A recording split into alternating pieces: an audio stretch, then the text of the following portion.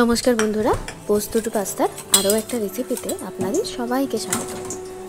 গন্ধরাজ লেবু আর মাছ দিয়ে আমি আজকে একটা রেসিপি বানাচ্ছি, যেটা হচ্ছে গন্ধরাজ রুই ভাপা।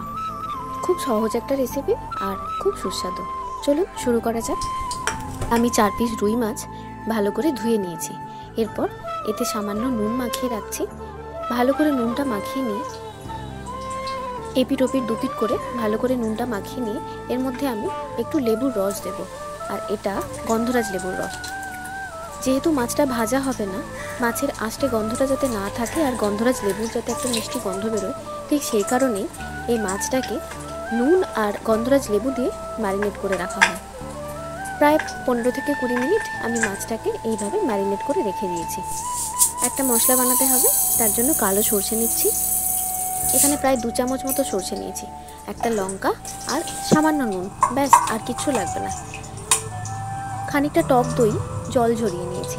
জল ঝরানো টক দইয়ের ওপর সরষে বাটার যে মশলাটা বানালাম সেটা দিলাম, পরিমাণ মতো নুন, একটু গোলমরিচ, আর যেটা ম্যান্ডেটারি সেটা হচ্ছে কাঁচা সরষের তেল। সমস্ত কিছু খুব ভালো করে মিশিয়ে নিতে হবে।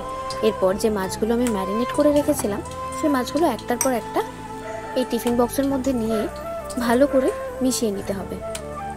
যেহেতু মাছের ভাপাটা আমি এই টিফিন বক্সেই করব, তাই এটা একটু অ্যালুমিনিয়ামের হলেই ভালো হয়। বেশ ভালো করে মাছগুলোকে এই মশলাটার সাথে মাখিয়ে নিতে হবে। এরপর গন্ধরাজ লেবুটা গ্রেটারে করে সামান্য একটুখানি গন্ধরাজ লেবুর জিসটা এর মধ্যে দিয়ে দিতে হবে। খুব বেশি দিলে তেতো হয়ে যাওয়ার একটা ভয় থাকে। ওই সবুজ পোর্শনটা যেটুকু থাকবে জাস্ট সেটুকুই একটু জিস্ট করে দিতে হবে। দিয়ে ভালো করে আরেকবার মাখিয়ে নিচ্ছি। আর লেবুর 2টো চাকা একদম পাতলা পাতলা করে কেটে এই বক্সটার মধ্যে আমি দিয়ে দেব। একদম পাতলা করে কেটেছি। আর 2টো অপশান আছে, লেবু দেওয়া যেতে পারে আর গন্ধরাজ লেবুর পাতাও দেওয়া যেতে পারে। তবে দুটো একসাথে দিলে তেতো হয়ে যাওয়ার একটা টেন্ডেন্সি থাকে, তাই আমি শুধুমাত্র লেবুটাই দিয়েছি। আর একটা লঙ্কা চিড়ে দিয়ে দিলাম।